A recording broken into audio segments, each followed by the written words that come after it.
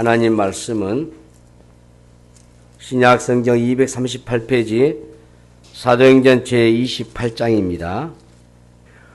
우리가 로마에 들어가니 바울에게는 자기를 지키는 한 군인과 함께 따로 있게 허락하더라. 사흘 후에 바울이 유대인 중 높은 사람들을 청하여 그들이 모인 후에 이르되, 여러분 형제들아, 내가 이스라엘 백성이나 우리 조상의 관습을 배척한 일이 없는데 예루살렘에서 로마인의 손에 죄수로 내준 바 되었으니 로마인은 나를 신문하여 죽일 제목이 없으므로 석방하려 하였으나 유대인들이 반대하기로 내가 마지못하여 가이사에게 상소하며 내 민족을 고발하려는 것이 아니니라. 이러므로 너희를 보고 함께 이야기하려고 청하였으니 이스라엘의 소망으로 말미암아 내가 이 쇠사슬에 매인 바 되었노라. 그들이 이르되, 우리가 유대에서 내게 대한 편지도 받은 일이 없고 또 형제 중 누가 와서 내게 대하여 좋지 못한 것을 전하든지 이야기한 일도 없느니라. 이에 우리가 너희의 사상이 어떠한가 듣고자 하니 이 파에 대하여는 어디서든지 반대를 받는 줄 알기 때문이라 하더라. 그들이 날짜를 정하고 그가 유숙하는 집에 많이 오니 바울이 아침부터 저녁까지 강론하여 하나님의 나라를 증언하고 모세의 율법과 선지자의 말을 가지고 예수에 대하여 권하더라. 그 말을 믿는 사람도 있고 믿지 아니하는 사람도 있어 서로 맞지 아니하여 흩어질 때에 바울이 한 말로 이르되, 성령이 선지자 이사야를 통하여 너희 조상들에게 말씀하신 것이 옳도다 일렀으되, 이 백성에게 가서 말하기를 너희가 듣기는 들어도 도무지 깨닫지 못하며 보기는 보아도 도무지 알지 못하는도다. 이 백성들의 마음이 우둔하여져서 그 귀로는 둔하게 듣고 그 눈은 감았으니 이는 눈으로 보고 귀로 듣고 마음으로 깨달아 돌아오면 내가 고쳐줄까 함이라 하였으니, 그런즉 하나님의 이 구원이 이방인에게로 보내어진 줄 알라. 그들은 그것을 들으리라 하더라. 없음. 바울이 온 이태를 자기 셋집에 머물면서 자기에게 오는 사람을 다 영접하고 하나님의 나라를 전파하며 주 예수 그리스도에 관한 모든 것을 담대하게 거침없이 가르치더라. 아멘. 자, 우리 옆에 계신 분 인사 나누시겠습니다. 이제가 오신 당신은 이 세상 아름다운 분이십니다. 예, 감사합니다. 새해 2026년도를 맞이하게 됐습니다. 하나님께서 또 한 해를 보내게 하시고 우리에게 또 새로운 비전, 새로운 도전, 새로운 꿈을 꾸면서 새해 2026년을 주셨습니다. 신명기 11장 12절 말씀에 내 하나님 여호와께서 내게 준 땅이라, 연초부터 연말까지 내 하나님 여호와의 눈이 항상 거기에 있다라는 말씀처럼 이제 시작했으니까 연말까지 우리 하나님의 돌보심 속에서 하나님의 눈동자같이 지키시고 보호하신 줄로 믿습니다. 그래서 여러분 모두가 주 안에서 강건하시고 그리고 그야말로 행복한 매 순간순간 되시고 일상이 되셔서 여러분들이 하나님께 영광 돌리시는 큰 해가 됐으면 좋겠다 얘기해지고요. 특별히 저의 목회 2026년도 우리 교회의 목표 슬로건은 기도의 입을 크게 열자, 그런 제목이 되겠습니다. 그래서 기도 입을 크게 열어서 여러분들이 금년 한 해에 여러 가지 기도 제목들, 저도 오늘 신년 감사 주일 예배에 감사한 걸 바치면서 제가 작정한 기도가 있는데 세 가지를 크게 써서 하나님께 바쳤습니다. 그러면서 하나님 올해는 반드시 응답해 주십시오. 예. 우리 먼저 셰피성 공동체가 하나님 보시기에 합당하고 하나님 기뻐하는 교회로 이 지체의 우리 온 성도들 모두가 좀 신앙이 성숙한 그리스도인의 장성한 분량이 일어나지 여러분 모두가 다 주님을 닮아가실 줄로 믿습니다. 예, 그리고 또 하나는 우리 성도들이 믿음 생활에서 흔들리지 마시고 또 곁길로 가지 마시고 여러 시험과 시련 속에서도 고난 속에 능히 이겨낼 수 있는 담담을 갖고 여러분 모두가 기도해서 승리했으면 좋겠다 얘기해집니다. 그래서 금년에 여러분들 많이 기도하시고 깊은 기도하시고 넓은 기도하시고 마음껏 부르짖어서 주 앞에 응답받기를 바랍니다. 예, 하나님이 역사하실 것입니다. 그래서 여러분들 기도 많이 하시고 승리하시면 좋겠다 얘기해지고요. 이사야 이제 히스기야의 기도를 저는 쭉 보고 또 묵상하고 아주 좋아합니다. 그래서 히스기야처럼 기도에 힘을 내보고 싶어요. 여호와여 우리에게 은혜를 베푸소서. 여호와여 우리에게 은혜를 주십시오. 우리가 은혜 받지 않고는 은혜를 힘입지 않고는 우리가 믿음 생활하기 어려워요. 얼마나 어려운 세상입니까? 힘든 세상이에요. 물질의 풍요함 속에서 우리가 먹고 살기는 좋고 편리하고 행복하고 좋지만은 우리 영혼이 많이 침체되어 있고 영혼이 곤고하고 하나님 나라 일보다는 세상 일에 집중돼 가지고 무엇을 먹을까 무엇을 마실까 무엇을 입을까 염려 공고하는 우리들의 모습 보면은 안타깝기 그지없고 그래서 여호와여 은혜를 내게 베푸소서. 우리가 주를 앙망하오니 주는 아침마다 내게 힘이 되주시고 환난 때에 나에게 구원이 되달라고 그렇게 히스기야 기도하면서 하나님 귀가 있으니까 귀를 기울여서 들으시고 눈이 있으니까 눈을 보시고 좀 보시라고 여러분 그렇게 많이 기도하셔서 꼭 기도 응답 받으시고 승리하시기를 바랍니다. 예, 잠깐 기도하겠습니다. 하나님 아버지 은혜를 감사합니다. 여호와여 우리에게 은혜를 입혀 주소서. 특별히 말씀으로 은혜를 내려 주시옵소서.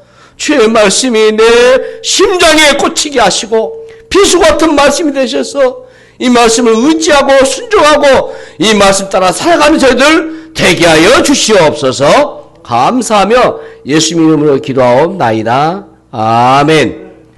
이제 이 로마서 36번째 강의로 다 마무리하겠습니다. 그리고 다음 주일 날에는 이제 기도의 입을 크게 열라 했으니까 기도에 관한 설교를 하게 되는데 왜 우리가 기도합니까? 무엇 때문에 기도합니까? 염려가 많거든요. 예. 그래서 빌립보서상 67절 말씀 보면 아무것도 염려하지 말고 다만 모든 일에 기도와 간구로 너희 것을 감사함으로 하나님께 아뢰라. 그리하면 모든 지각에 뛰어나는 평강이 그리스도 예수 안에서 너희 마음과 생각을 지키신다는 말씀에 의지해서 설교를 할 겁니다. 근데 이제 여러분들이 36주 동안에 이 사도행전을 싹 설교 들었으니까 이제 그 마무리를 어떻게 맺고 있는가를 잘 보셔야 합니다. 자, 드디어 바울이 로마에 도착했습니다. 이 로마가 오는 길이 험난했잖아요. 바울이 로마에 도착하기 전에 이미 로마에는 교회가 있었습니다. 바울이 로마에 있는 교인들을 위해서 편지를 쓴 게 로마서인데요. 오래전에 이 편지를 썼습니다. 사실 그게 로마서입니다. 우리가 성경 중에서 신약 성경 중에서 전체 성경 중에서 저는 66권 전체 성경 중에서 가장 최고의 빛나는 말씀, 보석 같은 다이아몬드 같은 말씀이 저는 로마서라고 봐요. 그 로마서를 로마에 있는 성도들에게 바울이 이미 오래전에 썼어요. 전달했습니다. 자, 지금 바울이 이제 그 현장에 로마로 왔어요. 여전히 주 예수의 몸으로 로마 황제 재판을 받기 위해서 주어지는 환경 속에 복음을 전하고 있어요. 재판받기 전에 그 짬을 내서 복음을 전하고 있어요. 28장은 사도행전 막 시작했을 때 비해서 미미하게 끝나고 있는 것 같습니다. 자, 사도행전 초반에 어떤 일이 벌어졌습니까? 자, 여러분들이 사도행전을 기록한 사람이 누가다 했어요. 누가가 기록한 것이 사도행전만 기록한 게 아니에요. 여러분들이 지난번 필사했던 누가복음을 기록했어요. 이게 누가복음을 기록하고 나서 이 사도행전이 기록했다 하면 여러분들이 이해가 될 겁니다. 이게 속편이에요, 속편. 누가복음을 쓴 다음에 이 사도행전을 썼는데, 처음에 사도행전 초반에는 오순절 성령 사건과 베드로 설교로 인해 가지고 하루에 3,000명이 회개하고 돌아왔더랬어요. 근데 이 마지막 사도행전 마지막 부분에 와서는 바울이 로마로 죄수로 끌려왔단 말이에요. 로마에 도착하지만은 고작 몇 사람들을 만나가지고, 형제를 만나가지고 얘기를 끝맺고 있어요. 죽을 고비를 넘기면서 로마까지 온 그가 보여준 행로가 너무나도 미미해요. 그런데 여러분, 사도행전은 끝나지 않는 책이에요. 유일하게 신학성경에서 역사적 책이지만 지금도 진행하고 있다라고 해도 틀리지 않을 겁니다. 그러면 지금도 오해하지 마십시오. 성경 쓰여지느냐? 성경 쓰여지지 않습니다. 성경 이미 종결됐어요. 혹시 주변에 지금 성경이 쓰고 있다, 계시가 있다, 다 그건 가짜입니다. 사입이고, 그래서 사기예요. 그런데 여러분 회로되지 마십시오. 광주에 그런 분들이 아주 많아요. 권사님들, 심지어 어떤 목사도 지금도 사도행전이 하나님이 계시한다 해가지고 종이 책에다가 글 써가지고 그걸 팔아먹더라고. 그걸 또 팔아서 또 사요. 그걸 또 아닌 그림을 그려가지고 그것이 해석하고 환상받다 하고 뭐 천국 갔다 왔다 다 거짓말이에요. 왜 이런지 나는 이해가 안 돼. 악한 영에 휘둘리면요, 그게 진짜같이 보인가 봐요. 악한 영에 휘둘리면 목사도 별거 아니에요. 자기 믿음 한순간에 다 팽개쳐버립니다. 어떻게 우상 숭배하고 무속을 쫓는 그를 추종합니까? 어떻게 그를 예수 믿는다고 그를 받아들입니까? 분별하지 않으면요, 말세에 분별하지 않으면요, 여러분 신앙 한순간 나락에 떨려버려요. 분별의 영을 가지시라고 성경 말하고 있잖아요. 잘 믿으셔야 돼요. 그런데 사도행전이 계속 진행 중이죠. 이해를 하셔야 됩니다. 닫힌 책이 아니고 열린 책으로 바울의 인간적인 생애는 거의 끝이 나는 시점이겠지만은 이 사도행전 28장은 진행형처럼 보여요. 예, 무슨 말이냐면 29장부터는 바로 여러분들 몫이다 그 말이에요.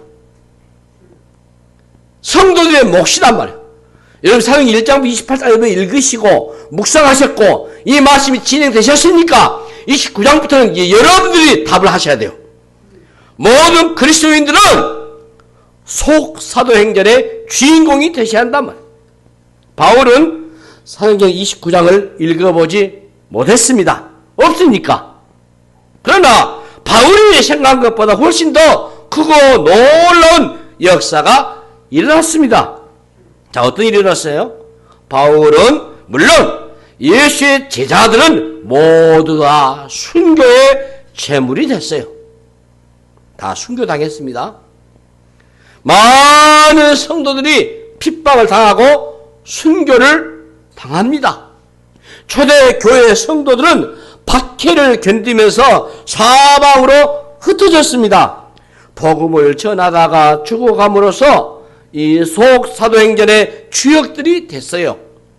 역사적인 기록을 보시면은 바울은 AD 60년경에 이 로마에 도착한 것 같습니다.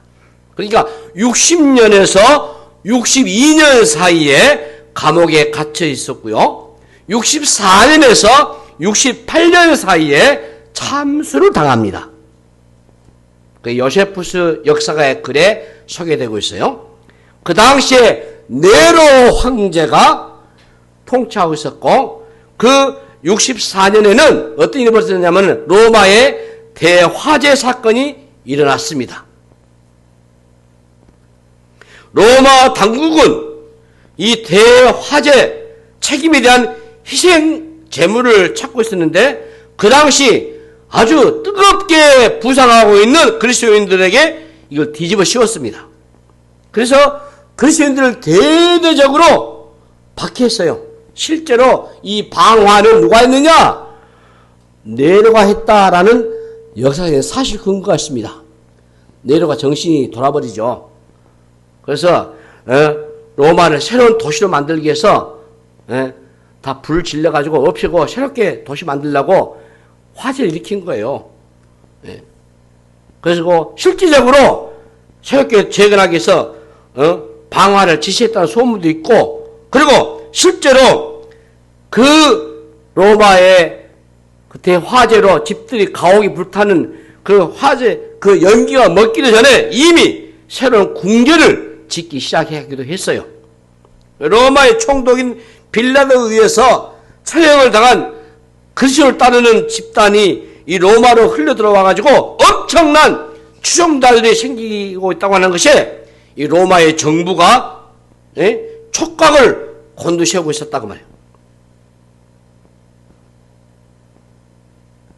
베네수엘라 나라의 대통령 부부가 마약에 두목이 되고 못된 짓을 하니까 미국에서 여러 번 경고를 하고 여러 번 잡으려고 했는데 안 잡고 못 잡히고 그래서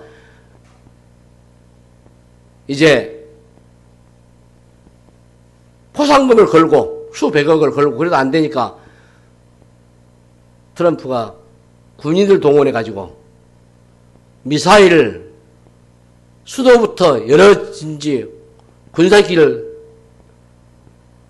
박살내고 체포해 가지고 수갑 채워가지고 끌려왔어요.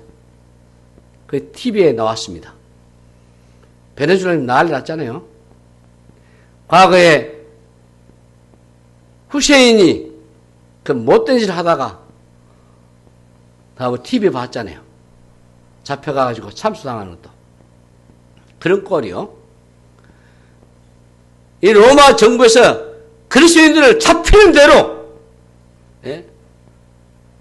옥에 갇히고 짐승의 밥임에 되게 하고 불로 지져서 죽이고, 이 네로 황제가 핍박했던 그때가 그리스도인들의 상당한 부류가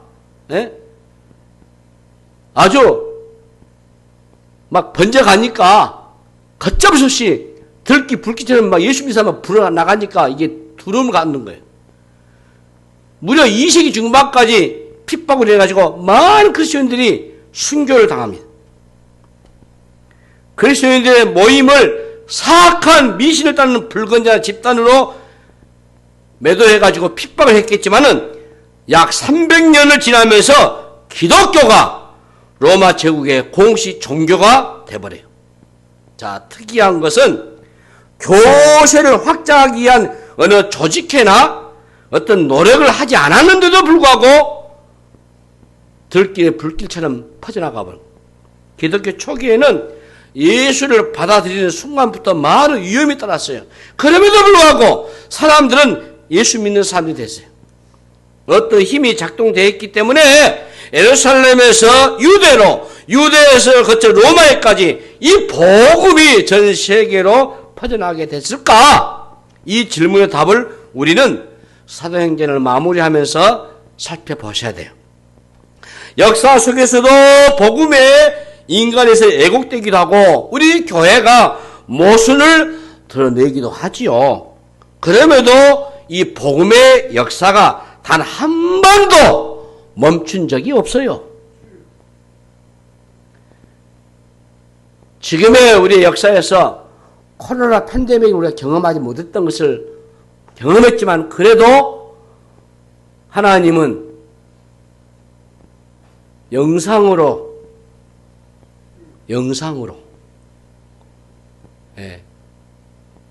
예수를 전 세계에 퍼뜨려요. 심지어 우리 교회의 이 홈페이지 이 예배를 미국에서 지금 시청하고 있다고 말해요. 하나님의 나라는 하나님의 주도에 가셔요. 사도행전 끝은 겉으로 보기에는 미미해 보이지만 그렇지 않습니다, 여러분. 초기에는 로마 제국에 비해서 그리스도인들이 초라해 보였어요. 그러나 300년 만에 로마 제국은 역사 속에서 사라지고 로마는 완전히 없어버리고 교회가 전 세계를 우리에게 아직 심지어는 멈추지 않고 오게 된 거죠. 복음은 여러분 시들지 않습니다. 눈에 보이는 교회는 허약해 보이겠지만은 복음은 강력합니다. 복음은 지상의 교회나 인간의 허약함 안에 갇혀있지는 않아요. 하나님 나라는 멈추지 않고 계속해서 잘하고 있는 거죠. 지난 기독교 2000년의 역사가 그것을 증명해주고 있잖아요. 세상을 보면은 겉으로는 대단해 보이고 화려해 보이지만 얼마 못 가서 사라져버려요. 세상의 일들은 너무 감탄하거나 여러분들이 결코 부러워할 필요가 없어요. 세상의 어떤 조직이나 기업도 영원하지 않잖아요. 인간이 만든 사상이나 이데올로기도 마찬가지요. 인간으로부터 출발한 것은 언제나 한계를 드러낼 뿐이에요. 그러나 하나님의 나라는 여러분 영원한 줄로 믿습니다. 2000년 역사가 무엇을 말해주고 있습니까? 자, 누룩의 발효와 같이 부풀어 올라 이게. 밀가루 반죽 속에다가 누룩을 넣게 되면은 이게 부풀어 오릅니다. 누룩 안에 반죽을 부풀어 오르게 힘이 들었어요. 부풀어 오를지 안 오를지 걱정할 필요가 없어요. 시간만 되면은 끓어오르게 돼 있어요. 예. 그 힘은 내부로부터 온 것이지 바깥으로부터 온 게 아니에요. 바로 복음의 성격이 그렇다 그 말이에요. 진짜 복음을 가졌느냐가 중요해요. 교회가 참 예수의 복음을 가지고 품고 있으면 되는 거죠. 누룩이 있는가 없는가가 중요한 거죠. 누룩은 반죽 속에서 발효가 일어나가지고 확장을 하잖아요. 이게 자발적입니다. 멈출 줄 몰라요, 이게. 시간이 되면은 발효의 과정을 통해서 이게 팽창하거든. 초기 우리 교회 역사를 보게 되면 전도 강조하지 않았어요. 소수의 믿음의 사람들이 예배를 드릴 때 어땠어요? 문을 걸어 잠그고 예배를 드렸어요. 그럼에도 이 복음은 퍼져나간 거예요. 그리스도인들의 삶 자체가 숨길 수가 없어요. 예수 믿는 사람 딱 표시나야 되게 있어요. 저도 가장 듣기 좋은 말이 예수 믿는 사람 같이 보입니다. 너무 행복해요. 타인이 전혀 그를 모르는 분이 몇 마디 대화하고 어떤 행동 보더니 선생님 예수 믿는 사람 같이 보이네요. 그러면 아이고 맞습니다. 예수 믿는 사람입니다. 네. 제가 부족하지만 저도 목사입니다. 이렇게 제가 소개를 해요. 여러분 우리가 노예로 있든지 장사를 하든지 그리스도인의 삶은 사람들에게 도전과 충격을 주게 돼 있어요. 그리스도인들의 삶은 달라요. 그동안 본 적이 없는 새로운 삶이거든요. 많은 사람들이 모여있는 대중 전도 집회 같은 형태가 아니라 주로 개인적인 관계 속에서 이 복음이 전해진 거예요. 사실 2000년의 역사 속에 어떻게 교회가 확장됐는지 말로 설명하기 어렵습니다. 바울이라고 하는 한 인생을 무엇이 그렇게 바꿔놓았는지 그거 역시 설명하기 어려워요. 예수를 믿는 사람들을 잡아가두고 죽이는 일에 앞장섰던 그 사람이 예수의 복음이 말이지 이 바울의 심장 안으로 스며들어가는 그 순간 설명할 수 없는 일이 벌어졌잖아요. 그 복음은 마치 반죽 안에 들어가 있는 누룩이 바로 되는 과정을 통제할 수 없는 것 같습니다. 그의 삶을 바꿔 놓아버렸어요. 이 누룩의 변화의 과정이요, 은밀하게 진행됩니다. 하룻밤을 지나고 나면 이게 현저하게 부풀어 있어요. 오늘날 교회도 마찬가지.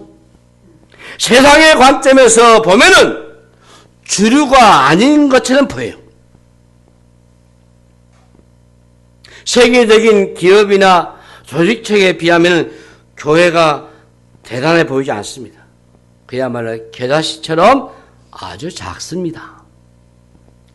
반죽 속에 누룩처럼 잘 보이지도 않습니다. 그런데 퍼져나가기 시작하고 부풀어 오르기 시작하는 거예요, 이게. 복음이 그런 능력 갖고 있어요. 복음이 한 개인에게 제대로 들어가게 되면은 그의 인생이 완전히 바꿔져 버려요. 한 사람이 예수를 믿게 되면서 한 가문이 다 예수를 믿게 되는 일이 일어난 거예요. 우리 한국도 마찬가지예요. 네. 소수의 선교사들의 이 복음의 씨앗을 들고 들어왔잖아요. 네. 바울은 죽기 직전까지 복음을 전했잖아요. 우리 본문 23절 보시면은 그들이 날짜를 정하고 그 유숙하는 집에 많이 오니 바울이 아침부터 저녁까지 강론하여, 강론했단 말이 지금 설교했다 그 말이에요. 지금 하나님의 나라를 증언하고 전도했다 그 말이에요. 하나님 모세의 율법과 선지자의 말을 가지고 예수에 권하더라. 복음 전한 거 아니에요. 성경 말씀 가르친 거 아니에요. 아침부터 저녁까지. 예? 이것을 죽음 직전까지 했어요. 30절 말씀 보시면은 바울이 온 이태를 자기 셋집에 머물면서 자기에게 오는 사람 다 영접하고, 예? 바울이 로마에 가서 가택연금의 형태로 지금 잡혀있어요. 그럼에도 불구하고 일정한 자유가 주어졌기 때문에 그는 기회가 주어진 대로 끊임없이 하나님의 말씀을 계속해서 가르친 거예요. 누가가 바울이 구금돼 가지고 2년 지난 다음 그에게 무슨 일이 일어났는지에 대해서는 언급하지 않고 있습니다. 그 다음 분이 없잖아요.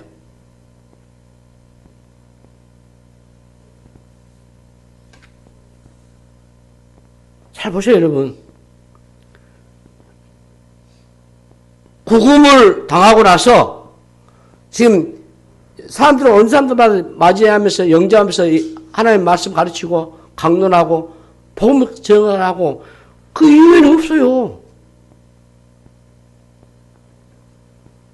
그 다음 여정에 대한 바울의 계획도 밝히지 않습니다. 분명한 것은 하나님 나라와 예수 그리스도에 관한 모든 것을 가르치고 있었다. 바울이 전한 것은 항상 동일했어요.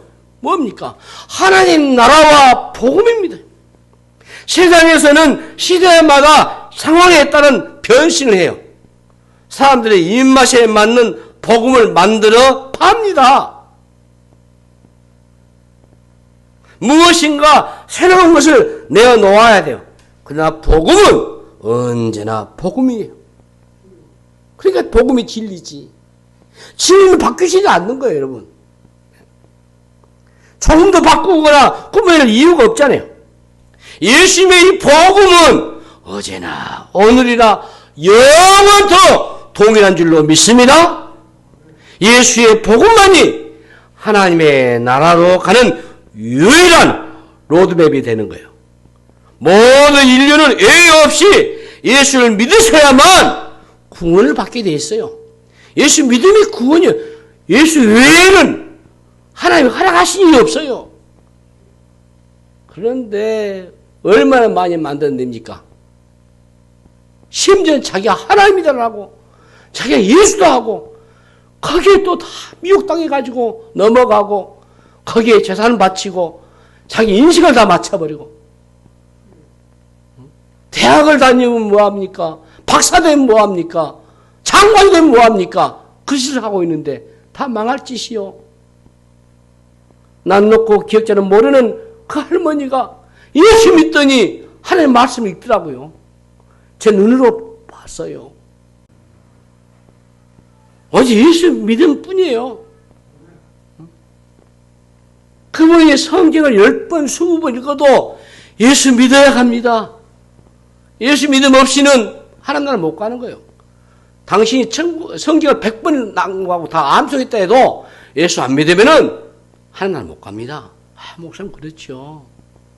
내가 믿으니까, 예수 믿으니까, 구원받는 백성이니까, 하나님 말씀 듣고 싶어서, 하나님 양식 먹고 싶어서 내 성경 읽는 것입니다.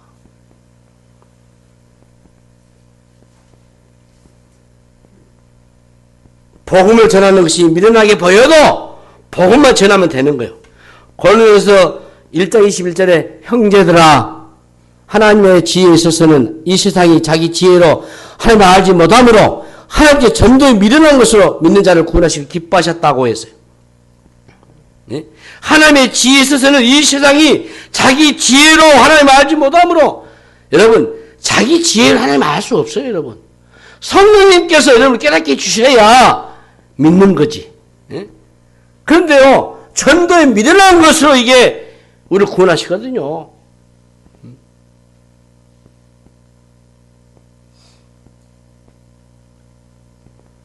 제가 아는 훌륭한 목사님 한 분을 제가 간증을 읽었는데요. 저 전라북도 저 산속에 사는 저 산골 깊은 산골 속에 사는 분이세요. 근데 그분이 예수를 믿어서 훌륭한 목사님 되셨어요. 어떻게 믿는지 아세요? 전도지 한 장이 바람에 날려서 날려가지고 아마 그 산에까지 갔나 봐요. 나무하다가 전도지 한 장을 들고 예수를 믿게 된 거예요. 사실은. 산에 가서 나무하다가 종이떼기 하나 들어가지고 보니까 예수 믿다기로 그 길로 예수 믿는 거예요. 그래가지고 그 사람이 변화돼가지고 목사님 되시더라고요. 그분 간증을 내가 들어봤다니까. 이 사도행전 마지막 구절에서 바울이 보여줬던 모습은 우리에게 굉장히 큰 울림을 줍니다. 31절 말씀 보세요. 다 같이 읽으십시다. 시작. 하나님의 나라를 전파하며 주 예수 그리스도 가라는 모든 것을 담대하게 거침없이 가르치더라. 담대하게 거침없이 가르치더라. 바울의 삶의 태도가 명확해요. 바울은 이 복음을 심장에 품고 있는 사람의 전형적인 모습이에요. 그는 담대하게 거침없이 가르쳤습니다. 그 시대의 정신과 사상과 문화와 정확하게 싸웠어요. 청중이 아무리 반대 소리를 해도 꼼짝하지 않았어요. 로마의 황제 앞에서도 흔들리지 않는 복음에 대한 확신이었어요. 우리에게 아직 복음이 온 것은 복음을 가진 자들의 생명력은 담대함이 있었기 때문이죠. 목숨을 앗아갈 수 있는 위기 속에서도 그에 대한 복음에 대한 담대함과 거침없이 가르쳤어요. 그 담대함을 위해서 바울은 물론이거니와 바울 이후에 수많은 순교자를 낳은 겁니다. 초기 우리 기독교 역사를 보시면 그리스도인들은 핍박과 순교를 두려워하지 않았다고 했어요. 담대한 예수의 증인의 삶이 가능한 것은 확고한 부활 신앙 때문이었을 것입니다. 바울의 태도에서 복음이 진짜라는 것이 입증되고 있잖아요. 거침없어요. 무엇을 말해줍니까? 복음의 능력이 바울의 심장에 불을 붙였단 말이죠. 그 불을 끌 수가 없어요. 그리스도를 위해서 생명을 바치기로 결단한 거죠. 빌립보서 1장 12절의 말씀에 형제들아 내가 당한 일이 도리어 복음 전파의 진전이 된 줄을 내가 알기를 원한다. 담대하게 거침없이 바울을 한 게 아니에요. 수많은 예수 믿는 그리스도인들의 그의 바통을 이어받아가지고 그래서 사도행전에서 우리는 정말론적인 시각이 필요한 거예요. 우리가 추구하는 것은 이 세상이 아니라 하나님의 나라인 줄로 믿습니다. 현실 이런 무시하는 얘기 아니에요. 현실 직시하되 현실 너머를 볼 수 있는 그 눈을 가지시라 그 말이에요. 세상의 나라를 너무나 주목하다가는 여러분 하나님 나를 놓쳐버려요. 너무 이 세상에 매이지 마세요, 여러분.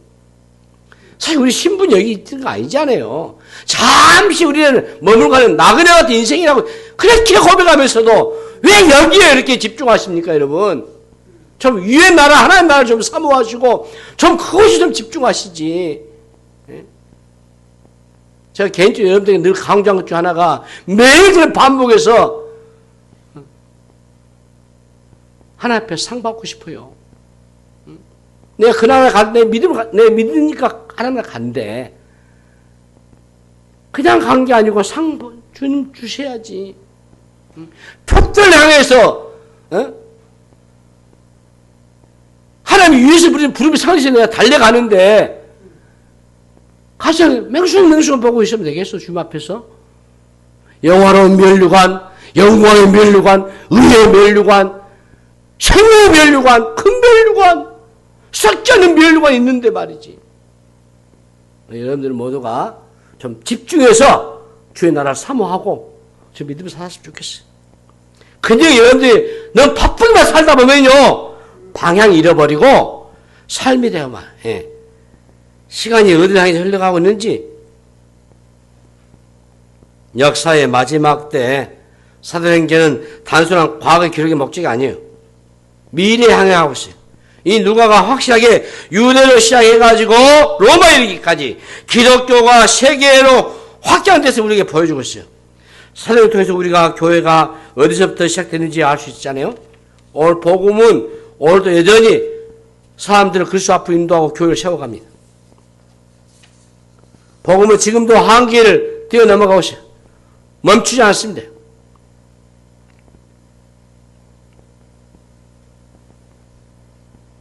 내가 달려갈 것 주의 시급한 사명이 사명기 20장 24절 말씀 보시면은 그게 나와 있어요. 내가 달려갈 것 주의 시급한 사명, 그 하나님 은혜의 복음을 전하는 일을 마치려 하면은 나의 생명조차 좀 경을 여기지 아니한다고 했어. 이게 에베소 교회에서 이미 바울이 에베소 교회를 고별로 인사하면서 에베소 교회 장로들한테 한 말이에요. 이 설교하면서 여러분들에게 고 김정희 선교사를 여러분 앞 추억했잖아요, 내가. 지금도 그 양반 생각이 나요. 보고 싶고. 이미 하나를 가셨지만은, 그날 가서 내가 뵙겠지만은, 복음 전하기 위해서 간이 다 썩어져도 마지막까지 이 복음 전하다가 그분 가셨죠. 유대교와 차별을 세는 종교를 만들어 하지 않습니다. 오직 바울의 관심은 예수 그리스도입니다, 여러분. 바울 자신이 자신의 틀에서 예수를 받은 게 아니에요. 예수를 만난 이후에 그 가졌던 모든 틀이 다 깨지고 새로운 복음이 그의 삶을 바꿔놓은 거예요. 여러분, 이게 중요합니다, 여러분. 여러분 그 틀을 깨셔야 돼요. 여러분 갖고 있는 선입견, 여러분 갖고 있는 가치관. 우리는 익숙합니다. 학교에서 십몇 년 동안 공부한 것이 익숙해요. 그리스도의 학교가 아니기 때문에 우리의 수십 년의 인생의 삶이 다 몸에 젖어 있어요. 거기에 기독교 영향이 쉽지 않습니다. 그 깨는 거 쉽지 않아요. 다메섹 사건과 이유가 전혀 다른 인물이 됐잖아요, 바울은. 우리가 바울이 되기는 어렵습니다. 그러나 바울의 사역에 우리도 연장선이 있잖아요. 그러므로서 구원의 드라마는 지금도 진행해요. 우리 역시도 그 구원의 드라마에 초대를 받았어요. 바울의 끝 지점에서 우리의 역할이 시작되는 거예요. 우리는 모두 그러면서 사도행전의 독자이면서도 동시에 지금도 우리는 사도행전의 기록자들이다 라는 것이에요. 그래서 사도행전 29장은 바울 이후에 계속해서 수많은 사람들이 덧붙여 쓰고 있다. 하나님의 시간표는 어디 흘러가고 있습니까? 마태복음 24장 14절 말씀 보시면 이 천국 복음이 모든 민족이 증언되기 위하여 온 세상에 전파되니 그제야 끝이 오리라. 네? 지금 세상은 끝 지점으로 가고 있다고 합니다. 유엔에서 발표한 세계가 220몇 개국 나라예요. 거의 밀림도 원주민들도요. 부족도 거의 지금 소수의 총포만 남기는 다 복음이 들어갔다라고 해도 틀리지 않아요. 우리 지임의 우리 총회 본부 안에 있는 우리 교단에서 선교사들이 102개 나라에 들어갔습니다. 102개 나라에. 세계에서 가장 기독 핍박이 제1번 나라가 북한입니다. 북한에도 선교사가 들어가 있어요, 여러분. 아시겠어요? 잡히면 그냥 처형이에요. 세상에 돌아가는 것을 보게 되면 거의 다 온 느낌. 내일이라도 어찌할 수 있다는 그런 마음의 자세가 우리는 필요한 겁니다. 목적 한 가지, 여러분. 무엇을 하든지 간에 우리 삶의 목적은 복음 전파하는 거예요. 우리가 이 구원의 드라마의 배경에 충실히 살면은 흥명한 일들이 앞으로 일어나십니다. 예? 총감독실 우리 하나님이 우리의 삶에 직접 개입하십니다. 우리가 만든 인생에 있는 각본은 너무 어설퍼요. 그러나 우리의 삶을 하나님께 맡기면 하나님의 각본과 연출이 시작이 될 겁니다. 우리의 삶을 흥미진진할 겁니다. 신기한 일이 벌어질 거예요. 하나님의 간섭하심을 이전보다 훨씬 더 강하게 경험하게 되죠. 지금은 초기 기독교와 많이 다릅니다. 초기 기독교 시대처럼 박해가 없습니다. 그러나 예수님 시대에서는 냉소적인 세상을 살아가고 있어요. 이전보다 복음을 더 받아들이기 어려운 힘든 시대가 저는 지금의 시대라고 봅니다. 무관심하는 사람들이 대부분이고요.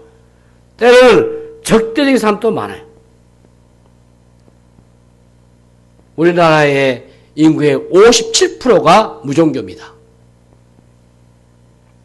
이 시대 속에서 우리의 신앙을 다시 한번 재확인해 보셔야 돼요. 초대교회로 돌아가자 그런 말들 많이 하죠. 그 말은 초대교회 제도 시스템으로 돌아가자는 말은 아니고 초대교회 신앙을 회복해보자 그 뜻 아니겠어요? 우리가 언제나 신앙의 원형을 초대교회에서 찾아야 돼요. 사도행전은 미완성된 책으로 끝이 나버렸지만은 하나님이 오늘의 그리스도인들을 통해서 완성하실 것입니다. 그러므로 따라서 합시다. 사도행전은 성령행전이다.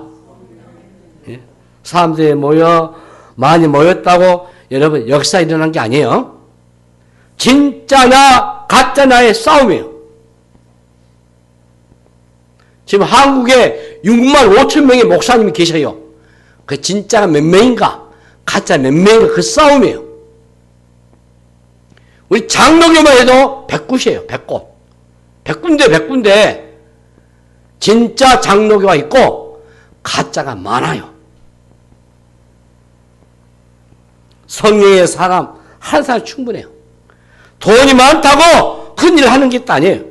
성령의 불이 임하셔야 돼요. 초대교회 시작은 성령님과 함께 하셨어요. 성령이 사람을 일으키셔요. 성령이 생명을 건 정인이 되게 하셨고 성령이 꿈꾸게 하셔요. 성령님이 교회를 키우게 하셨고 성령이 부흥을 일으켰고 성령이 새 시대를 열었어요. 그러므로 신앙의 교회는 성령의 공동체입니다. 성령이 함께하면은 지금도 기적은 일어난 줄로 믿습니다. 오늘날의 교회가 선교적 공동체입니다. 교회는 선교를 위해서 존재하는 거예요. 사도행전의 교회는 계속해서 흩어지는 공동체입니다. 교회는 세상으로부터 도피한 곳이 아니에요. 세상을 향해서 흩어져야 돼요. 교회가 조직을 유지하고 보존해 나가고자 하면은 쇠퇴한 맛을 보게 돼요. 조직 그 자체가 목적이 된 교회는 미래를 향하기 보다는 과거의 향수에 젖어버려요. 예수님은 당시에 유대 종교를 허물어 버리셨어요. 제도화되고 형식화된 생명력을 잃어버리고 화석화된 그 기존의 체계를 하나님 나라의 교회로 바꿔놓으셨어요. 성령에 의해서 복음에 사로잡혀서 복음의 운동성을 가진 교회가 되셔야 돼요. 단순한 교회는 운동력이 없어요. 운동력이 없으면 그 교회는 죽는 것입니다. 그 운동성은 하나님 나라를 향해서 속도를 낼 일이에요. 이제 말씀을 마무리하겠습니다. 여러분, 우리 한 사람 한 사람이 다 주의 교회인 줄로 믿습니다. 여러분들 모두가 다 작은 예수님이세요. 예수의 화신들이요, 복음의 증인들이요. 그래서 바울처럼 담대하게 거침없이 하나님 나라 지냈던 그 바울의 모습이 오늘 저와 여러분의 모습의 삶에서 재현되어야 할 줄로 믿습니다. 우리 총회에서 금년 총회 정책 중에 하나 첫 번째가 힘써 기도, 힘써 전도, 그것을 함께 기도, 함께 전도 바꿨어요. 저는 오직 기도, 오직 전도, 우리 교회 평생 벽에 걸어놓은 것처럼 여러분들이 2026년도에 오직 기도하시고 오직 전도하셔가지고 주 예수의 복음을 증거하시고 증인을 사면 잘 감당하는 그런 저희 여러분 다 되시기를 주님의 이름으로 축복합니다. 기도하겠습니다. 하나님 아버지, 은혜를 감사합니다. 36주 동안에 사도행전을 이처럼 살펴보았습니다. 주의 말씀, 능력의 말씀, 은혜의 말씀, 생명의 말씀인 줄로 믿습니다. 성령님께서 우리 각자에게 은혜 비시고 깨닫게 주셔서 복음의 증인, 복음의 나팔수, 복음의 사명자들 다 되게 하여 주시옵소서. 감사하며 예수님 이름으로 기도하옵나이다. 아멘.